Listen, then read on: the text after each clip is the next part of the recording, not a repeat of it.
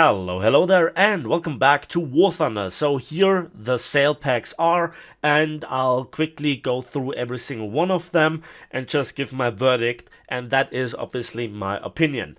I do not have a link for any sort of discount. I do not have an in-game decal. That's just the way that it is. So take my word for it. I literally don't want to sell you anything. And here are some underappreciated packs and some stuff that you should just not touch. So this is my pure opinion, and if you disagree or agree, let me know in the comment section. And if you're unsure, then also look into the comment section, because many people hopefully will share their thoughts on some of their favorite premiums, etc, etc. Let's start here with the Japanese Pacific campaign. For me, it's not about the campaign. That was probably decent in 2013, 2014. Since then, it has not really evolved. It's about the A6 M5 Co, and that as a rank 4 Japanese premium fighter for 750, that's a good pick. Especially if you consider it that the other tier 4 plane packs are twice the price. But the Focke-Wulf 190 D13 is really unmaneuverable. It's about the energy, and it's about the three 20mm MG151-20s. You also have bombs as options, and in AirRB it just profits from the bomber or attacker spam from the allied teams. And so I think it's an oldie but a goldie. Over the years it just has proven itself. Personally, it's not quite my type of fighter. I like to have a little bit more maneuverability, but it's also a really, really sweet thing to look at. Then we come to, so I'd say it's a take it. The Mustang pack, it's the P51D20, playing with allied teams in this plane, not really my thing. I'm a P47 sucker. P51s were never my thing, with the exception of the H, but yeah, the H variant is a thing of itself. I wouldn't really go for it. But 15 euros, you have worse investments in War Thunder. Then we have the King Tiger pack. That's the one with the diesel engine, so it is a bit faster than the tech tree version. What can I say? Additional armor, but it doesn't really help you versus heat. In the city you get flanked, you're slow, but you have the glorious long 88 with that armor at long range. If you angle and just move forwards and backwards, you're an absolute nightmare for everything else, unless it has heat and lol pens you. But yeah, it is only rank 4, so it's a bit of a collector's thing at this point, or if you're really a World War II sucker, then this is it. Then we come to the Wyvern. The Wyvern is basically an attacker. It has lots and lots of ammunition for the 20mm. It has good loadout options for ground pounding. It's stupidly quick in a straight line on the deck. It really sucks at high altitude, especially above 4.5 kilometers. It just almost flies out of the sky as a turboprop. And yeah, it's decent. It's a bit of a meme vehicles if you love it or hate it. Again, here is my suggestion, take a test drive. Then we come to the IS-6, rank 4, and honestly, I wouldn't pick it these days. It has an awesome reputation from when it was introduced, completely biased, unbalanced, and bullshit, but those days are gone. Now, a lot of stuff easily goes through the armor. The turret face is the weak spot. The gun has not enough penetration. The reload is too long. It still has style. It still sometimes pulls off bullshit ricochets or something, but it's no longer something that you can rely on. I wouldn't pick this. If you want to go real Russian bias, Object 120 rank 5. And that has the longest gun mounted on any tank. A 152mm with a autoloader, I think it's 10 seconds. It has AP-FSDS, heat, and HE to meme for days. It's a literal glass cannon. If you want to go full bullshit, pick this. Then if you want to go full meme, pick the AVRE, the British rank 5. Now you suffer quite a bit with Britain, I absolutely have to admit this, but this delivers all the pain back to the enemy in form of a well-rounded 165mm hash package. It takes ages to reload. It's through the very short mortar, I'd say, very difficult at long range. It's meant to brawl in a city. It has a lot of era packages and add-on armor, whatever. Don't rely on it, but sometimes if it works, it's just hilarious. Then we come back to the serious grinders and we go to the XM1. Now, it's rank 6, so the perfect rank to pick a premium, and for 30 euros, it's worth it. I'm wondering for quite some while why the US hasn't gotten a second alternative. There is no GE, there is no other pack equivalent or alternative for the US for years. So scratching my head, yeah, this tank was wild when it was introduced. It has aged quite a bit, first generation thermal imaging, but it still got it because it's fast. It has no armor and it has, I think it's DM23, so it doesn't have the best APFSDS, but it still does the job. Then we come to the T55 AM1, and it's a little bit quite the opposite to the XM1, because it has huge variety with ammunition. It has APAG, it has darts, it has heat, and it has even ATGMs, it has some armor, so all the things that you really want.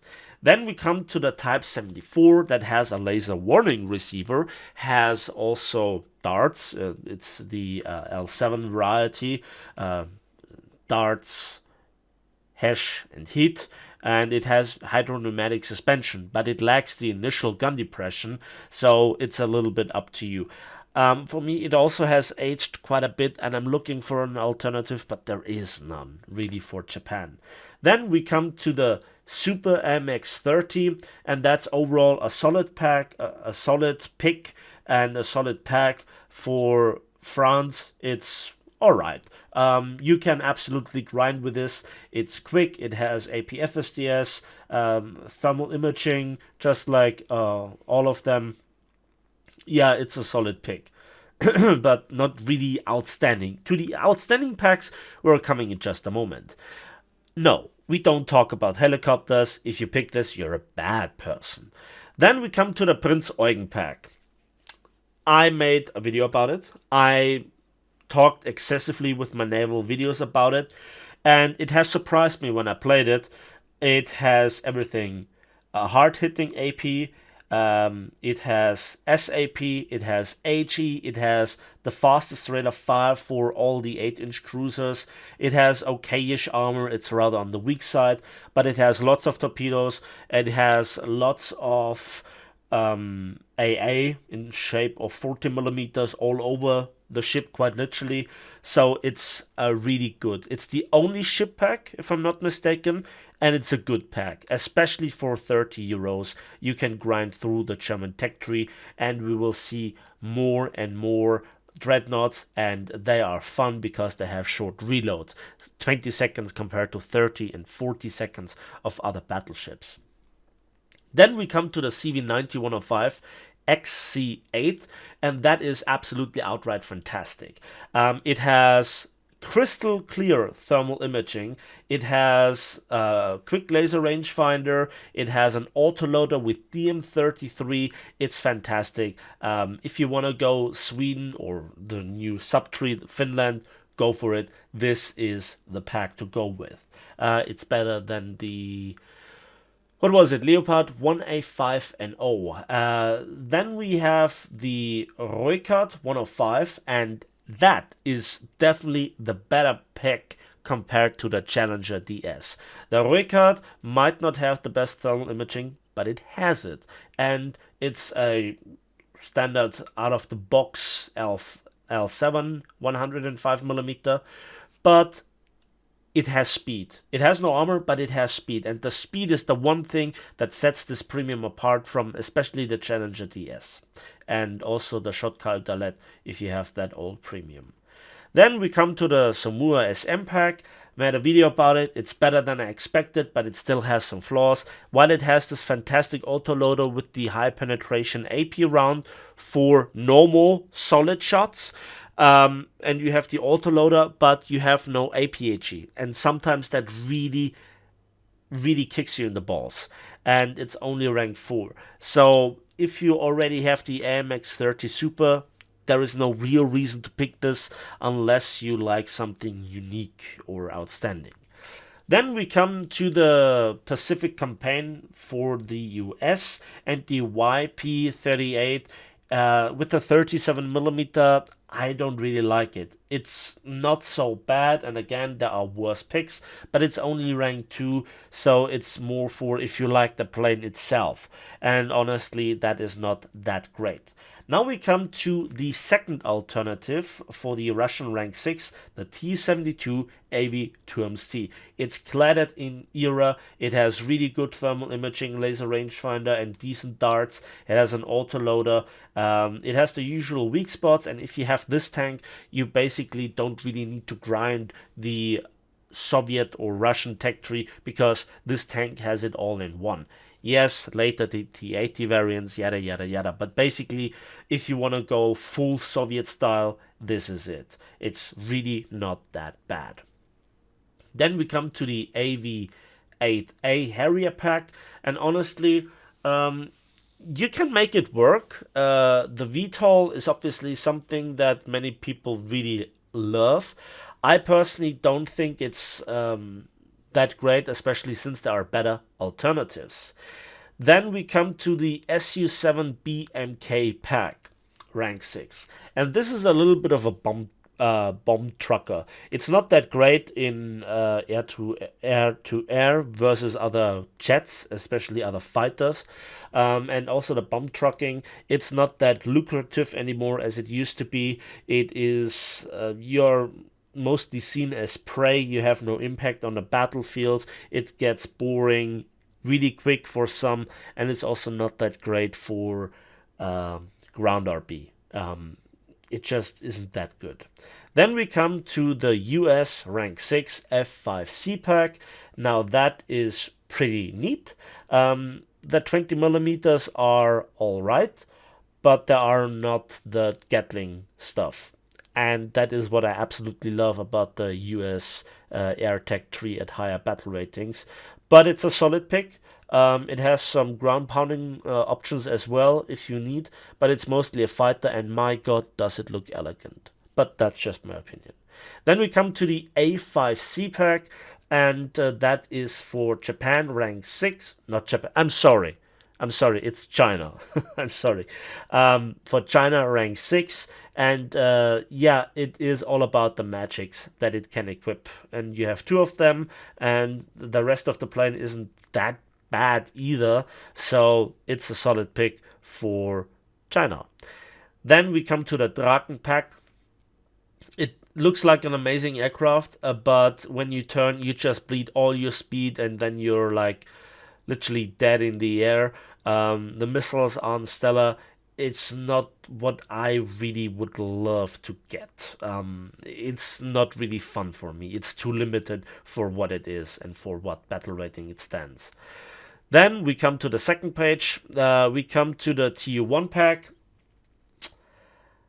If you love medium bombers that have some agility, that have some bomb load, that can maybe surprise enemy bombers, go for it. But it also gets boring really relatively quickly, and it's only rank 4. Not the greatest pick. Then the SS Weizmann Spitfire. It's an LF Mark 9. There are similar ones in various different tech trees. If I'm not mistaken, it's very similar to the old premium US one, if you have that one. And also, since it is rank 4 in the Israeli tech tree, you cannot research rank 1, 2, and 3 with it because they aren't there. So you can only research rank 4 and 5 without RP penalty. And not really worth it. Honestly, it's a good plane. There can be worse alternatives, but you already have all the Spitfires, especially the LF Mark 9s, then yeah. Then we come to the A4E IAF. I personally don't really like this aircraft. It's a good, decent ground pounder, but this is the top pick for the Israelis, basically, and that's just not gonna cut it. So for the Israeli tech tree, I'm a little bit split. I wouldn't pick it, but there could be worse options, I'd guess. Then we come to the German MiG-21 SPSK pack. Yes, it has R60s, but when I played it, I was just not convinced by it. Overall, then the gun is really bad, and I think you have to choose between the gun and flares. It's awful. It's in that aspect not good. Then we come to the M51 pack, and just like with the Weizmann's LF Mark 9, it's rank 4, so you can only research rank 4 and 5. Yes, it has 400 millimeters of heat pen, but other than this, it's not really that spectacular, and we have a better alternative, namely in the shape of the Magach Mark 2D. And I have really changed my opinion about this tank. You have to give it a fair chance. Now it has DM33 effectively, a laser rangefinder, lots of machine guns, and there is a lot of empty space that people just shoot expecting to do some damage, and then they don't. But versus a seriously, precisely taken shot, it just dies as well. But it can do the stuff. Sometimes you get in those hilarious scenes. This is definitely a much better pick than the M51 pack if you want to go up the Israeli tech tree. Then we come to the Voiture 2N, and just take my simple no for it. I can make bombers work, but this thing is sad. End of the discussion. Then we come to the Dassault Milan pack, and obviously that's the other alternative, a rank higher, and honestly that thing also hasn't really convinced me. I also wouldn't really take it. Yes, I know that doesn't leave all that much for the French tech tree, but that's just how it is. You can say thank you to Gaijin. Then we come to the Type 96A prototype pack, and honestly I haven't played it enough to really judge it, but from the principle, it's like a Russian MBT, and it has a trolley gun mantlet. It always works for enemies, but not for me. So it isn't that bad. You can pick it, but there are quite a lot of other premiums, and honestly, it's better than all the other premiums at rank 6 in the Chinese tech tree, with the exception of the WMA-301, which is just an absolute powerhouse when it comes to technology. But I think the Type 96A is a bit more straightforward for newer players. Then we come to the Brute Boys, the A-10A. In terms of RRB, yeah, you have some funky missiles. I think it's the AIM-9L. And yeah, the 30mm is also quite insane. It has lots and lots of ground pounding loadouts, and I think that by itself, the pure fan bonus already is a good pick. How good it actually turns out as a grinder, honestly, I have to play it a bit more to judge. Just for the bird, I'll take it. Then we have the Turm 3 pack, and honestly, it's only rank 5 for Germany. The oscillating turret, the coaxial 30mm, it looks really cool, but that 30mm is no BMP2 cannon, and the main gun only has APDS, so it's honestly not a good pick. There are better alternatives. Challenger DS pack, absolutely no. If you want to go Britain, pick the Roycat. This thing is a tragedy. Blah.